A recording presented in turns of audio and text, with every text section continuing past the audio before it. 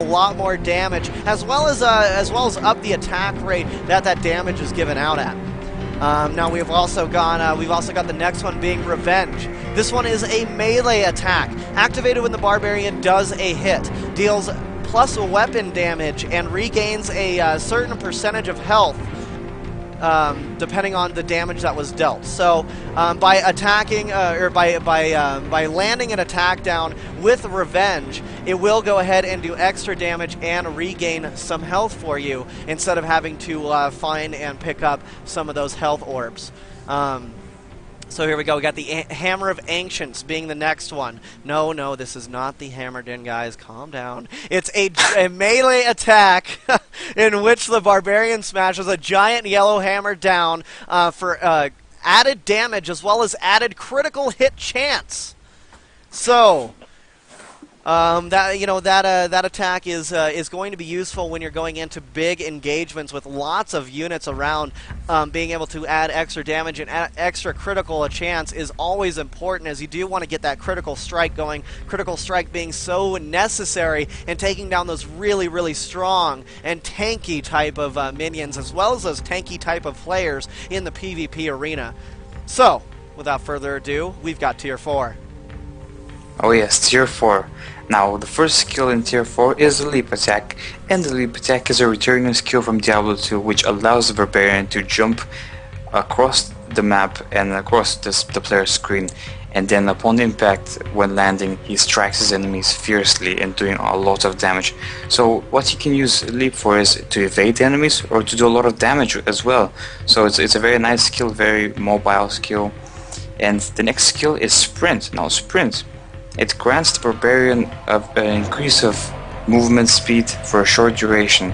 Now this can be used in multiple examples here. You can again use it to escape enemies or to gain speed if you're in a hurry for a quest, or in a PvP where you want to catch someone who's trying to run away from you. Just use that ability quickly and then catch up with them and kill them, of course, because you want to win those PvPs. And the last skill in the Tier 4 skill set is the Threatening Shout, and here we have another shout. Now this is a buff shout. When the Barbarian uses this shout, he will reduce the damage that is done by the enemies around him for a short duration. This means that he is going to take less damage, and he can inflict as much damage onto his foes. Meanwhile, this buff is, being affected. And now we have Tier 5, which will be introduced by Doves. That's right. Ancient Spear being the first one of Tier 5. That is a range attack where he hurls a spear, skewering enemies and hauling them into melee range. Slows the target for a short time as well. So throwing down a spear on a retreating enemy is always a good thing, or throwing a spear on a charging enemy is always good as well, as it will slow them down on their charge, bringing them to a slow pace for you to just go in and just start beating the hell up. Anyways, we've got Battle Range, a buff that increases damage and critical hit frequency for a short duration. So this is another buff from the Barbarian that will allow you to increase the damage and critical hit chance or frequency of that attack, or of the crits anyway, for a certain amount of time, and the higher level, of course, the more amount of time and the higher the buff is. So that's always good to do right before you get into big battles or big or if let's say you've died and you've gone in a PvE situation and you know there's going to be a lot coming, throw that down, get your party in there, and go in and beat the hell out of everything that just killed you. And taking a look at it here as we move on, Rend is the next skill in the Tier 5 skill set, which is a melee attack that strikes all enemies within a certain amount of range for extra damage. So it's just another big melee attack buff attack, which will allow you to basically render your opponents useless and dead. So seismic slam. What the hell is seismic? It's nothing. It's fake words I make up. Seismic Slam A ranged attack that sends a wave of force out from the Barbarian, causing damage and knockback. Now, this one is going to be useful when you're going into a big area with a lot of tanky type units, throwing that down, causing all of them to take damage as well as be knocked back away from you, allowing you to prepare to leap in, do some more damage, take down anything that is causing any summons or anything of that nature. Now, without further ado, another one. Yes, and I keep saying that today. It is the word or phrase of the day, apparently, here for me.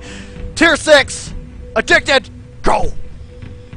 Tier 6, we have Furious Charge. Now we saw this in the video. The Barbarian basically charges across the screen and does mass amount of damage at the impact that he hits, the monster that he hits in the end of that charge, and he does mass amount of damage because this is a tier 6 skill. Of course he will do a lot of damage. It is a very high tier skill. Now the next one down the list we have Taunt.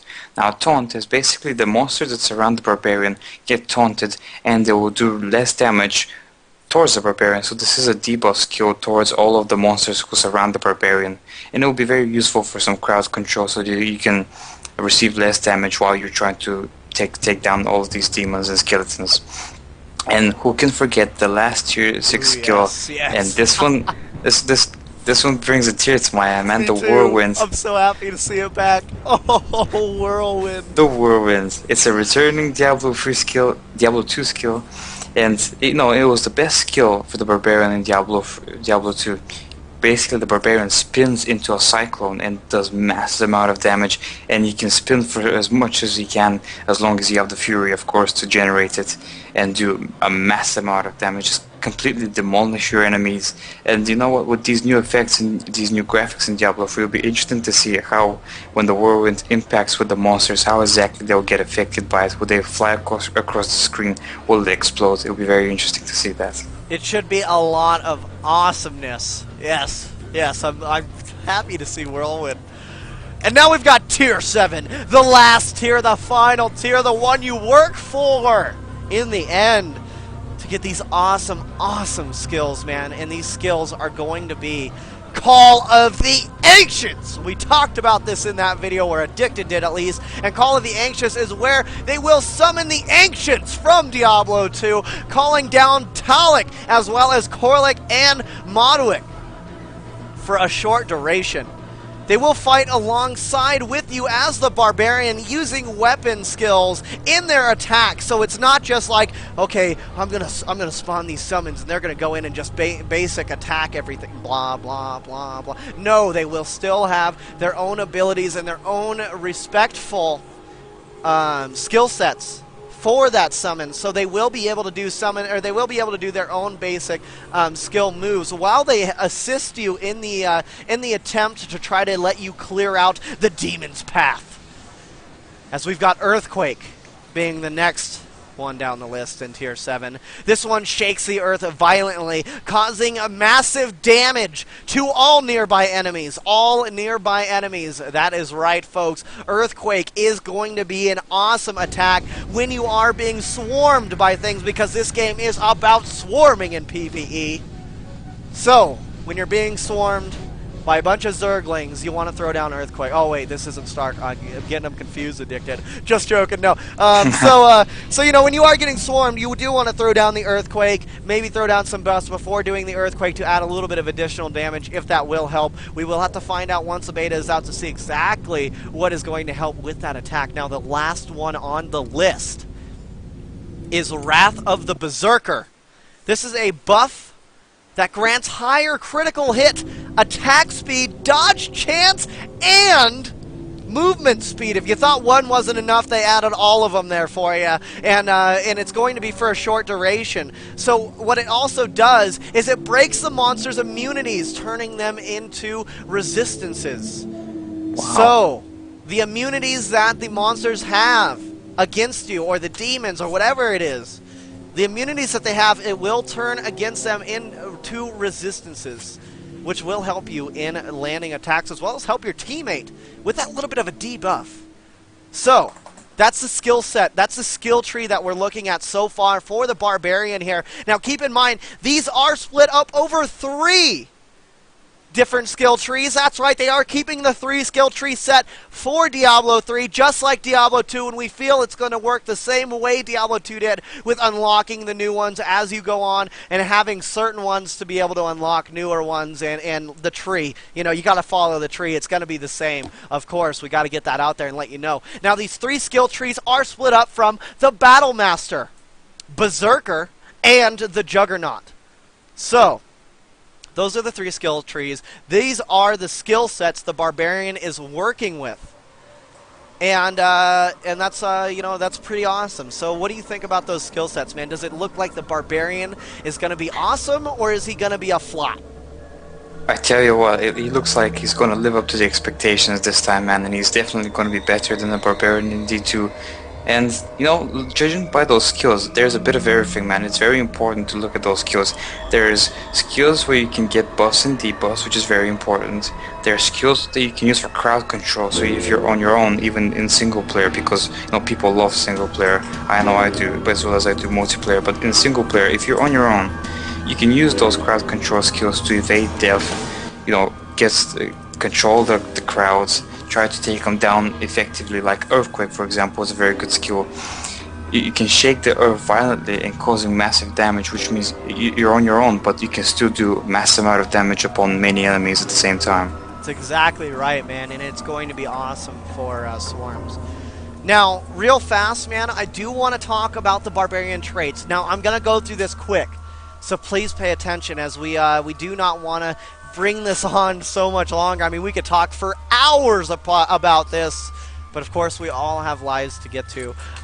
We've got the Barbarian traits being the level required is what I'm going to go through first, and then I'm going to read the traits off, reading a little bit about what they do. So here we go. We're going to fly through this Addicted real fast. We got the level required for the first traits being less than 10. Bad Temper is being the first of those traits. This increases your Fury. Fury is the substance used to attack like mana and to use your skills. This increases the Fury generation as well as decreases Fury decay, so you will not lose as much Fury as you do. You will gain more than you actually decay in Fury. Now we've got Toughness, which increases your Vitality. We've got Legendary Might, which increases your Strength. There is Iron Skin, which increases the armor. There is Lucky, which causes monsters to drop large amounts of gold. So early game, you can get more gold by updating or upgrading that Lucky trait. Now we do have Intimidation going down as well. This increases damage done and reduces vendor costs. Fantastic there for the level required less than 10. Now we go on, level required 11. We've got Pound of Flesh. This increases the chance of health globes dropping. Awesome stuff there. Awesome stuff. Next one we've got is the Natural Leader. This is an unknown function. It has been announced, but it has not been announced what it does yet. Level 15 requirements is the Frenzied attacks. Now these are an increased the chance to deal critical strike and increases critical strike damage when the Barbarian is wielding 2 weapons. Using Frenzied attacks with double weapons is definitely going to be awesome and OP. As we do move on, the Shield of Iron going down is going to be the increased chance to block an attack when using a shield. Fantastic stuff if you decide to use that shield for one of your builds. We do have the Thunderous the Thunderous Blows going down. Increases the damage done when the Barbarian is wielding a 2-handed weapon. Using Frenzied attacks and Thunderous Blows will help you out in your dual wield. Next one we got going down here is the level requirement 19, which we've got Inner Rage. Reduces Fury decay, increases Fury gain while attacking the same target, while maintaining the attack. You want to use that on a tough target, maybe a boss of the area, one of the higher ups, so that you can get the extra Fury and less Fury decay and increased Fury while attacking it. Now we've got Slaughter going down. Melee attacks can hit nearby targets. Requires 1 point in double strike, however, to get that trait. Now moving on down, we're going to go ahead and skip a few of these level requirements. We're going to get down to the level 35 requirements. We've got Pig Sticker, as we do see that is an awesome name. Increases the damage done when the Barbarian is wielding a pole arm, spears, or if he throws his weapon. So Pig Sticker, sticking true to the name, If you want to skewer units, you want to use the pole arms, you want to use spears, then please get Pig Sticker as a trait. Now we got Die by the Sword, increases the damage done when the Barbarian is wielding his sword, or wielding swords. So if you're using swords, please upgrade the trait for Die by the Sword. Now we've got level 43 requirements being